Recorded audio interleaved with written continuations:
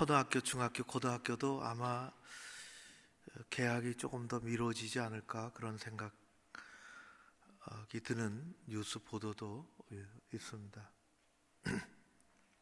아직도 뭐가 불확실하고 좀 불투명하지요. 한 주간의 안전이 건강히 여러분들에게 또 있으시기를 바라고, 내일서부터는 교회가 오전 9시서부터 오후 6시까지 1시간 간격으로 교회에서 또 널찍이 앉아서 문화공간 채용해서 누구든지 교역자에게 신청하십시오. 자신을 위해서, 교회를 위해서, 지역사회와 대한민국을 위해서, 한국교회를 위해서 기도하는 특별한 시간들을 우리가 갖습니다.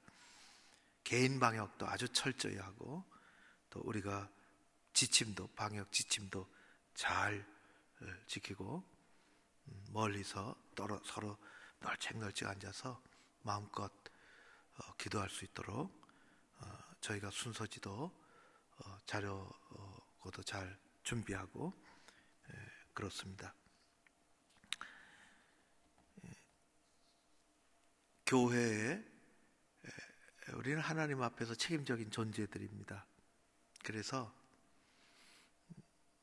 신앙의 양심과 또 교회가 가지고 있는 영적인 책임, 또 사회적인 책임, 개인도 마찬가지고, 그것을 가지고 우리가 최대로 우리가 할 수 있는 모든 것들을 감당하는 그것을 넘어서서 공권력이 과도하게 이렇게 해라 저렇게 하라 와서 간섭하고 사진을 찍고, 또 하는지 안 하는지 리포트하고, 참석자들의 명단을 달라 하고, 특별히 작은 교회들 와서 시달리게 하고, 고압적인 자세로 때로는 경찰까지 찾아오고, 도저히 우리 신앙의 양심에 묵과할 수 없는 일들입니다. 우리는 스스로 최대한도로 모든 것을 다해서 스스로를 지켜내, 건강뿐만 아니라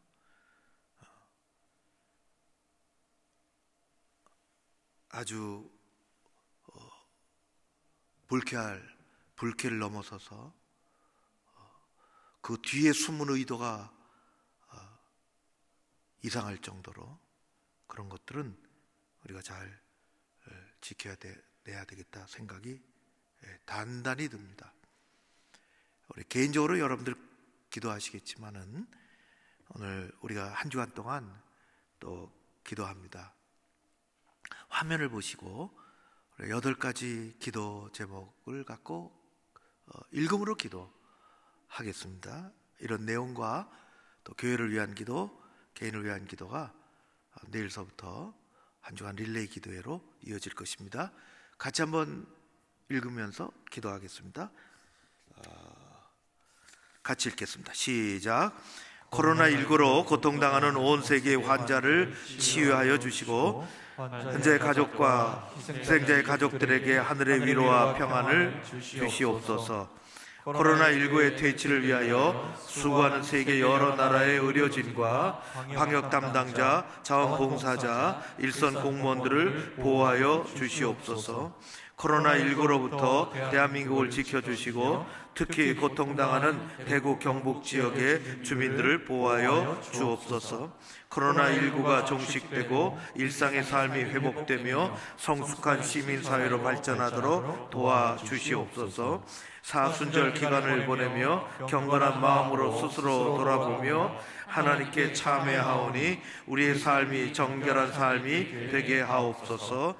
하나님 교회가 교회가 정상화되며 하나님께 의지하는 믿음이 성장하도록 도와주시옵소서. 작고 연약한 자립대상 교회를 지켜주시고 회중들에게 힘과 용기를 주옵소서.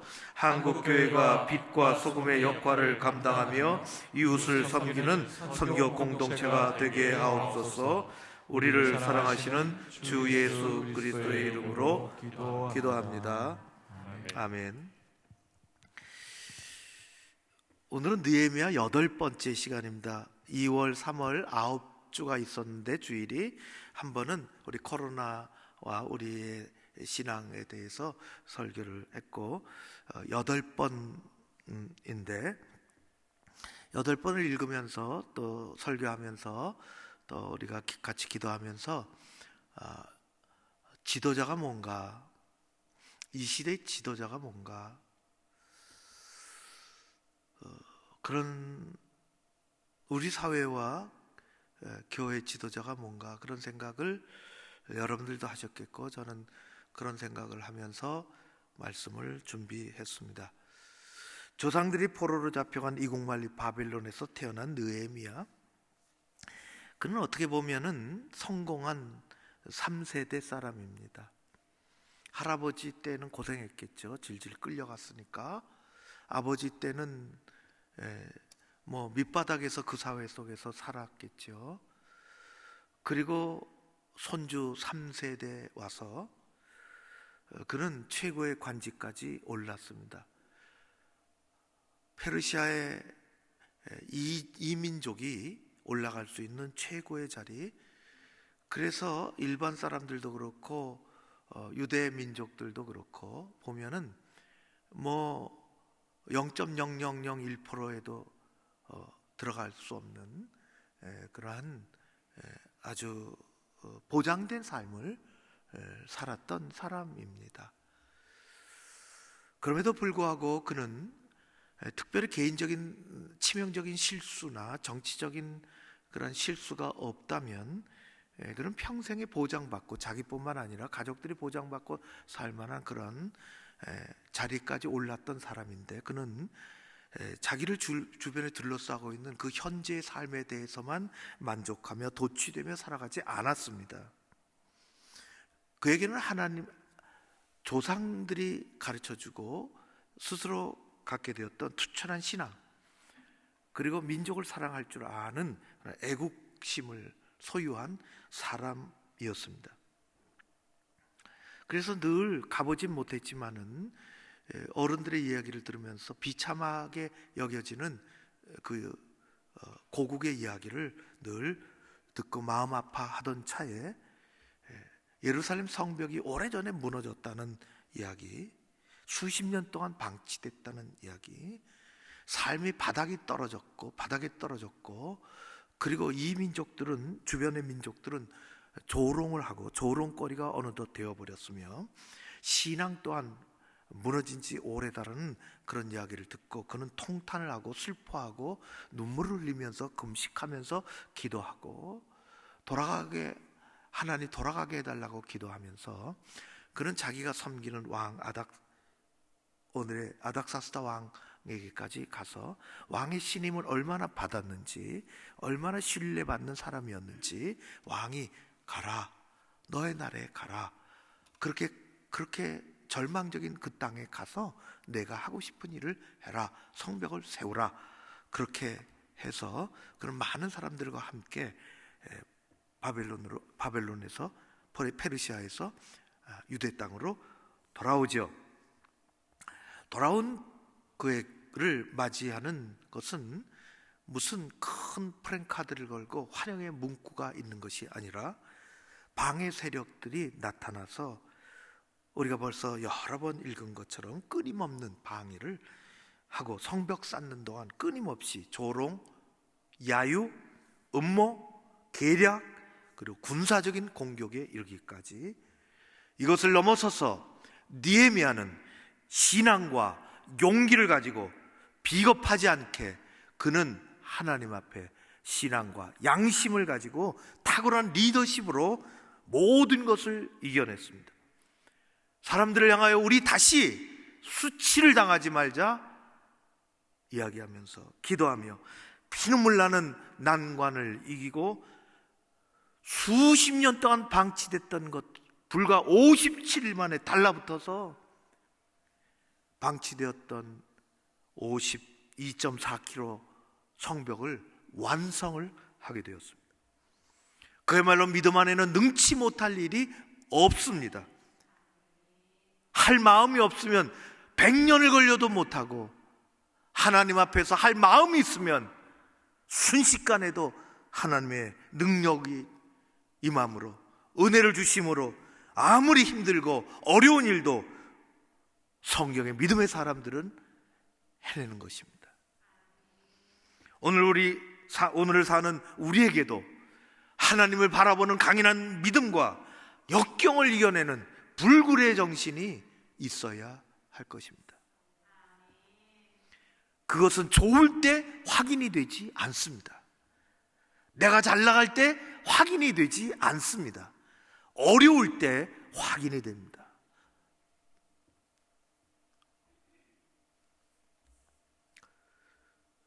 다 모이기 사회적 거리를 둬야 되니까 우리 이렇게 다 모이지를 못하고, 여러분들만 오십시오. 여러분들만 오십시오. 저는 내심 위층까지 다 스티커 붙여놨습니다. 더우면 어떡할까? 여러분들만 오십시오에 60%밖에 안 왔습니다.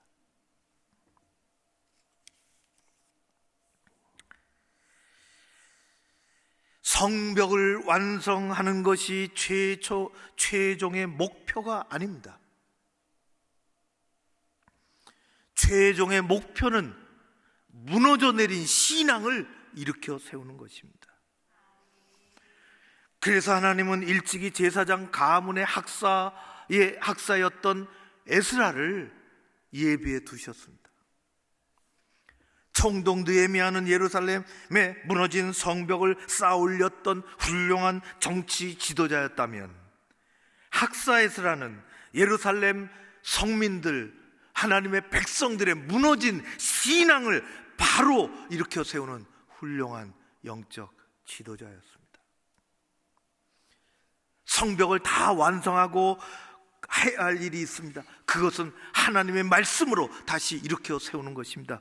그래서 우리가 지난주까지 읽은 성경 말씀에 수문학 광장에 모여서 강단에서 성경을 들고 읽고 하나님의 말씀이 전해지기 시작했고, 반나절 동안에 부흥회가 있었으며, 그리고 부흥의 물결이 마음을 열고 말씀을 듣고자 하는 그 마음, 사람들의 마음속에 말씀이 밀려들어오기 시작하고 통회 자복을 하며 회개가 일어났으며, 그리고 그 회개를 넘어 하나님이 감사의 마음과 은혜와 심령의 회복과 이 땅의 삶의 축복을 주시기 시작하신 것입니다. 그들은 여호수아 시대 이후로 지켜본 적이 없는, 까마득하게 잃어버렸던 그런 것들이 있었나 알지도 못했던 초막절까지 지키기 시작했습니다. 신앙 회복 운동이 한 주간 동안 그래서 더 일어난 것이죠.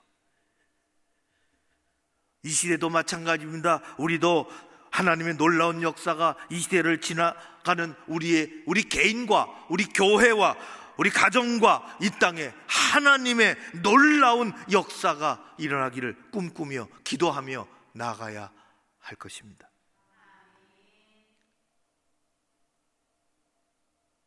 오늘은 마치려고 합니다. 8번째 거룩한 분노입니다.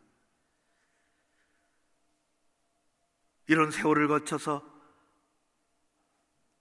우리가 2달 동안 왔지만은 느헤미야가 고국 예루살렘에 도착한 지 어느덧 11년이 지났습니다. 11년 전의 이야기가 느헤미야 2장에 왕이 보내는 이야기가 나오는데, 우리가 다 읽고 지나갔어요. 우리가 다 읽고 지나갔어요. 왕이시여 보내주십시오. 가라. 그 다음 무너진 땅으로 가서 내가 하고 싶은 일을 해라. 그리고 돌아올 거지. 돌아와라. 다 끝나면 와라. 얼마나 신임을 받았는지. 그래서 11년이 지나 성벽을 다 세우고 그 땅에 신앙의 부흥이 일어나는 것까지 경험한 느헤미야는 다시 왕 옆으로 돌아갑니다. 그렇게 약속했기 때문에.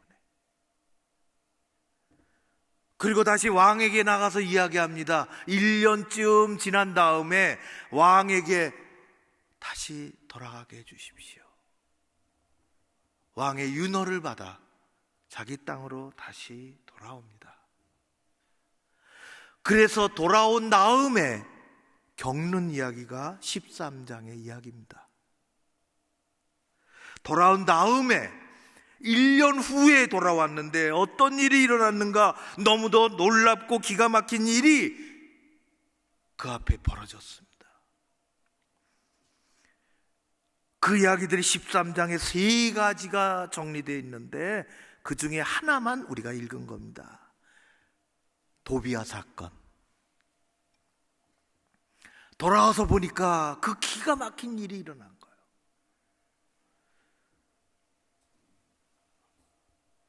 그것을 다 읽을 수는 없지만 여러분들 아까 우리 같이 읽었는데 아마 다 이게 무슨 뜻인가 다시 읽어보면 알 수 있습니다. 다 읽을 수는 없고 5절서부터 7절까지만 읽습니다. 핵심인데요, 제사장 엘리야십이 도비야를 위하여, 도비야가 누굽니까? 이따 말하겠지만 5절서부터 7절까지 큰소리로 같이 읽겠습니다. 시작. 도비야를 위하여 한 큰 방을 만들었으니 그 방은 원래 소재물과 유향과 그릇과 또 레위 사람들과 노래하는 자들과 문지기들에게 11조로 주는 곡물과 새 포도주와 기름과 또 제사장들에게 주는 거제물을 두는 곳이라. 그때에는 내가 예루살렘에 있지 아니하였느니라. 바벨론 왕 아닥사스다 32년에 내가 왕에게 나아갔다가 며칠 후에 왕에게 말미를 청하고 이스라엘의 예루살렘에 이르렀어요. 엘리야십이 도비야를 위하여 하나님의 전뜰에 방을 만든 악한 일을 암지라. 아멘. 바벨론 왕 아닥사스다라고 됐는데 아닥사스다는 페르시아 왕입니다. 바벨론 왕이라는 건 바벨론 땅까지 지배를 한 것이, 바벨론이 망하고,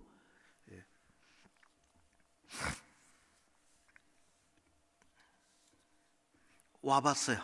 1년 만에. 1년 전에 어떤 일이 있었습니까? 엄청난 은혜가 있었습니다. 그것이 우리가 읽은 8장이었는데요 8장. 그 은혜가 있고 그들은 9장에 보면 그들이 하나님 앞에 회개합니다. 조목조목 회개합니다. 그것을 글로 남긴 게 9장입니다. 10장은 그렇게 회개한 것 우리 하나님 앞에 잊으면 안 된다고 서명을 한 사람들이 10장입니다. 거기다 서명한 사람들의 이름이 10장에 나옵니다. 그리고 11장은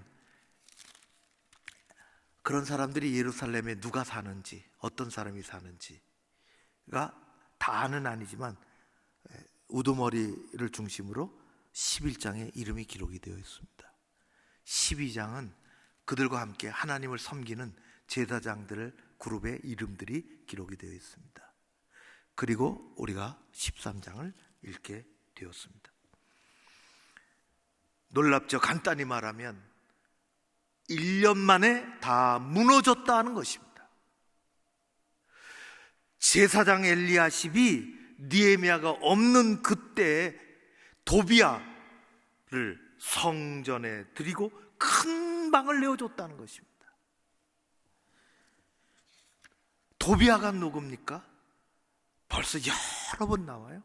암몬 사람 도비야, 느헤미야와 이스라엘 민족을 괴롭혔던 새 우두머리 중에 하나입니다. 이스라엘 민족의 적 중에 적입니다. 이스라엘을 끊임없이 괴롭히고 좌절감을 안겨준 인물입니다.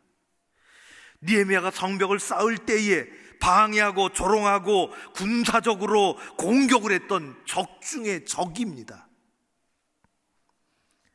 그를 성전으로 엘리야십 제사장이 불러들였습니다. 적을 불러들였습니다. 엘리야십 제사장은 누구입니까? 하나님의 성전을 건축할 때 느헤미야를 도왔던 사람 중에 한 사람입니다.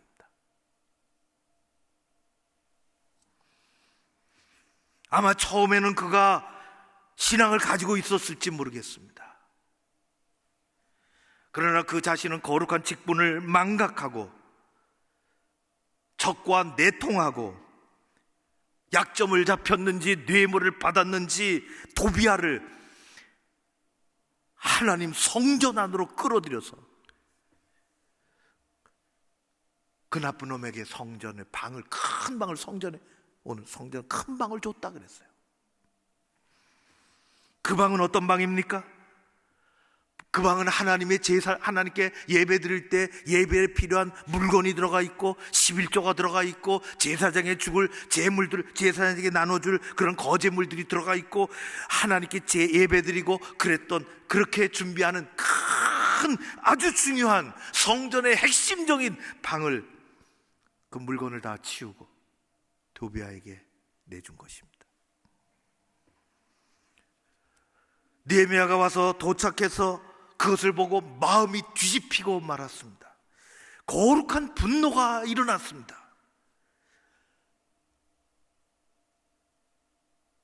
저 이삿짐 센터 오라 그래, 가지고 가라 그래, 그렇게 하지 않았습니다. 오늘 우리가 8절을 같이 읽지는 않았지만은 심히 근심해서 도비야의 세간을 방 바깥으로 다 내버렸다고 했습니다. 방 바깥으로 다 집어 던졌습니다. 깨지도록 옷장도, 책장도, 침상도, 살림살이도, 서류도 다 내다 던졌습니다. 그리고 9절 말씀해 보니까 방을 다 정결하게 했다고 했어요. 지저분한 거 남아있지 않도록, 세균 하나 남아있지 않도록, 고기도 싹 깔아버리도록 정결 예식하는 방법이 있어요. 마치 요즘에 소독약을 방마다 뿌리는 것처럼 그렇게 하고 9절에 보니까 어떻게 했습니까? 다시 다 세간을 들여놨습니다. 하나님을 예배드릴 소재물, 유향, 세간들, 백성들이 갖다 바친 것들을 다 같이 드러났습니다. 느헤미야의 거룩한 분노를 보면서 예수님의 성전에서 행하셨던 일을 기억합니다. 6월절 가까운 어느 날 예수님이 성전에 올라가셔서 믿기지 않은 광경을 눈앞에서 보시고 분노하셨습니다. 경건한 기도 소리가 나야 하고 하나님을 높이는 찬양 소리가 나야 하는 그곳에 그런 것들이 다 사라지고 다투는 소리, 소와 양과 비둘기를 파는 장사치들, 돈을 바꾸는 환정산들의 떠드는 소리, 동물들의 울음소리, 동물들이 이곳저곳에 성전마당에서 똥 싸고 오줌 싸는 오물 냄새로 진동하고 있어요. 우리 주님은 이를 보시고 주변에 있는 노끈으로 채찍을 만드셨습니다. 그 채찍을 휘두르셨습니다. 가축을 다 내어 쫓으셨습니다. 수십 개 좌판을 발로 차고 뒤집으셨습니다. 사람들을 다 내쫓으셨습니다. 분노하셨습니다. 그리고 큰 소리로 말씀하셨습니다. 내 아버지 집은 기도하고 예배하는 집이라 이 성전을 장사하는 집으로 만들지 말라. 예수님은 그때 화가 많이 나셨습니다. 평상시에 예수님은 온유하고 겸손한 모습이셨는데 그분은 죄인을 용납하시고 한량없는 마음으로 모든 것을 받아주시고 모든 것을 이해하시고 모든 것을 품어주셨던 분이신데, 그날 그때 성전 마당에서 내신 거룩한 그 분노, 그 큰 목소리는 평상시에 예수님이 보여주셨던 이미지하고는 정반대였기에 많은 사람들이 놀랐습니다. 우리 주님께서 성전뜰 한가운데서 표출하셨던 거룩한 분노, 그 큰 분노는 하나님을 사랑하는 예수님의 사랑의 크기와 같습니다. 느헤미야도 동일한 성전 마당에서 동일한 분노를 나타내고 있습니다. 그는 하나님의 성전이 더럽혀진 것을 용납하지 않았습니다. 하나님께 드려질 예물이 부정한 손을 타고 하나님께 드려질 예물을 드리지 않는 것도 용납하지 않으셨습니다. 신앙의 본질을 보여주는 제사장, 신앙의 변질을 가지고 온 제사장의 행태를 보셨습니다. 하나님의 집이 더럽혀지고 도비아 세력과 결탁한 것을 좌시하지 않았습니다. 우리는 예수님의 성전에서의 분노를 통해서, 느헤미야의 성전에서의 분노를 통해서 성령 하나님께서 우리에게 깨닫게 해주시는 것을, 그 말씀에 귀를 기울이며 살아야 할 것입니다. 엘리야십은 어떤 사람이었습니까? 그는 처음에는 신앙이 있었고 충성했고 열심을 했고 성벽을 쌓아왔던 사람입니다. 그러나 신앙의 변질이 일어났습니다. 신앙도 없어지고 충성도 없어지고 열심도 다 사라지고 도비하고 결국에는 결탁하고 말았습니다. 그것뿐만 아닙니다. 우리가 읽지 않은 15절서부터는 그로 말미암아 신앙들이, 성도들의 신앙이 떨어진 것이 나오는 것이.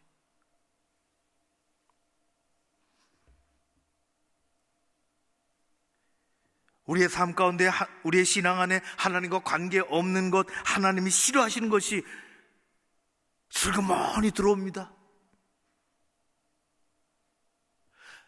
성벽을 쌓고 신앙을 일으키는 데는 11년이 걸렸지만, 수십 년이 걸렸지만, 신앙이 무너지는 데는 1년 걸렸습니다.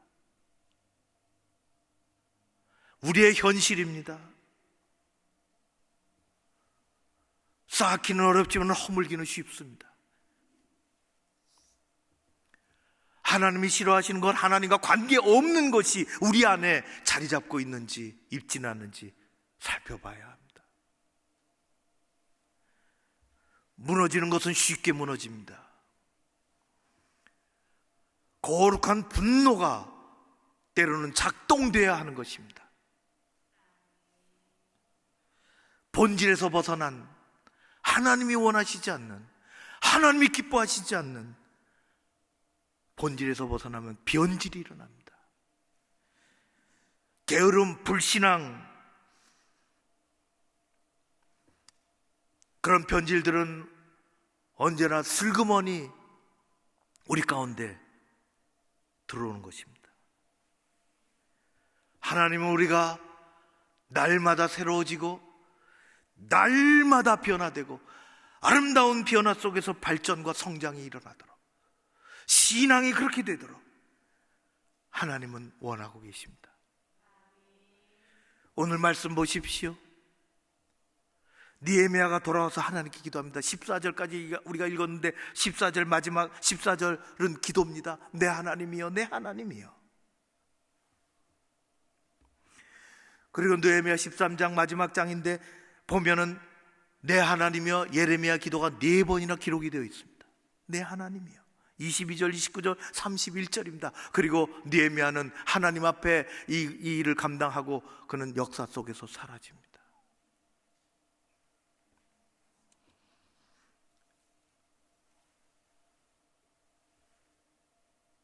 제가 저 하버드에도 교수하다가 자기 나라 토론토로 돌아가서 토론토 대학의 심리학 교수로 하고 있는 조던 피터슨이 쓴 12가지 인생의 법칙이라는 책을 읽고 있습니다. 얇지 않은 책인데 꽤 두꺼운데, 그는 아주 시골 외진 곳에서 아주 어렵게 살았습니다. 정말 어렵게. 그게 그 책에 나오는데, 그리고 기독교 신앙을 충실하게 끝까지 갖고, 그 책에 보면 성경 말씀도 나오고 하나님 얘기가 많이 나옵니다. 일반 서적인데 북미권에서는 아주 유명한 교수입니다. 그는 어렸을 때부터 동네에서 같이 놀던 친구들이 어떻게 망가져가는 것을 봤습니다. 그 책에 나와요. 어떻게 놀러 다니고, 어떻게 술집 다니고, 어떻게 마약을 하고, 어떻게 살았는지, 어떻게 엉망으로 살았는지 자신은 그렇게 내버려두면 안 되겠다고. 인생의 12가지 인생의 법칙 중에 이런 것들이 있습니다. 첫 번째는 어깨를 펴고 똑바로 서라. 두 번째는 당신이 도와줘야 할 사람처럼 당신 자신을 대하라. 세 번째도 아주 멋있습니다. 당신에게 최고의 모습을 기대하는 사람만 만나라. 당신을 최고의 모습으로 기대하는 그 사람을 일생에 만나라. 그래야 당신이 그렇게 되어져 갈 거 아니냐. 12절에는 이렇게 되어 있어요. 12번에는 길에서 고양이와 마주치면 쓰다듬어 줘라. 네 번째가 이런 것입니다. 당신을 다른 사람하고 비교하지 마라. 오직 어제의 당신과 비교해라. 어제의 당신과 오늘의 당신을 비교해라. 나아졌냐? 변했냐? 좋아졌냐? 발전했냐? 성장했느냐? 다른 사람과 비교할 것 없다. 1년 전, 6개월 전, 한 달 전, 어제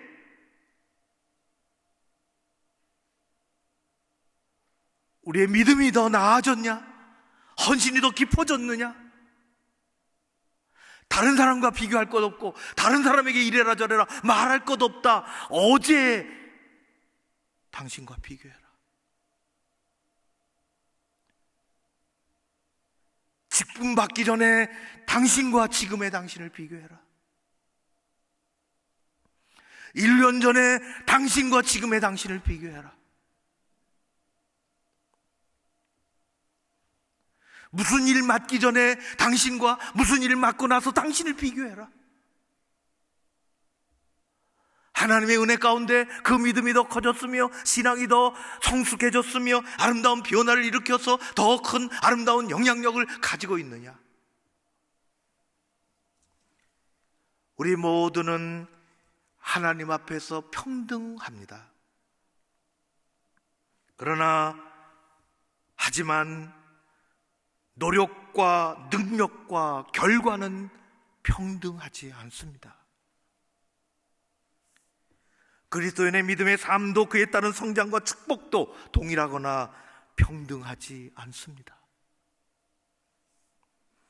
날이 갈수록 자신을 뒤돌아보고 무너지지 않으려고, 내 것을 들여서라도 믿음의 삶이 보석같이 빛나는 사람들이 있습니다. 시간이 갈수록 주님 안에서 그 믿음과 그 역량이 아름답게 성장하는 사람들이 있습니다. 사랑하는 성도 여러분, 우리는 우리 안에 자리 잡고 있는 엘리야십이나 도비아를 몰아내는 거룩한 분노가 있어야 될 것입니다.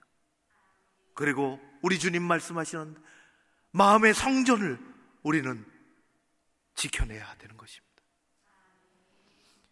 여러분의 믿음의 지경이 더 넓어지고, 우리 고척 가족들 지경이 더 넓어지고 강해지고, 그것을 복으로 알고, 어려운 시대일수록 믿음은 빛나는 것인데, 하나님의 은혜 가운데 이 한 주간에도 그런 자존감을 가지고, 그런 믿음을 가지고 승리하는 여러분 모두 되시기를 주의 이름으로 축원합니다. 고마우신 아버지 하나님을 찬양합니다. 다른 사람들과 비교하지 아니하고 어제의 나와 오늘의 나를 비교하며 하나님 주시는 은혜 가운데 우리가 이 세상을 이기며 믿음 안에 살기를 소원합니다. 아버지 하나님, 우리 민족을 지켜 주시옵소서. 한국교회를 지켜 주시옵소서. 조그만 교회들 눈물 흘리는 목사님들을 기억하여 주시옵소서. 우리 교우들을 붙잡아 주시옵소서. 이 시간에 예배 잘 드리고 있는지 하나님 있는 곳에서 붙잡아 주시옵소서. 아버지께서 오늘도 우리 모두를 통하여 영광 받으시기를 원하오며 예수님 이름으로 기도하옵나이다. 아멘.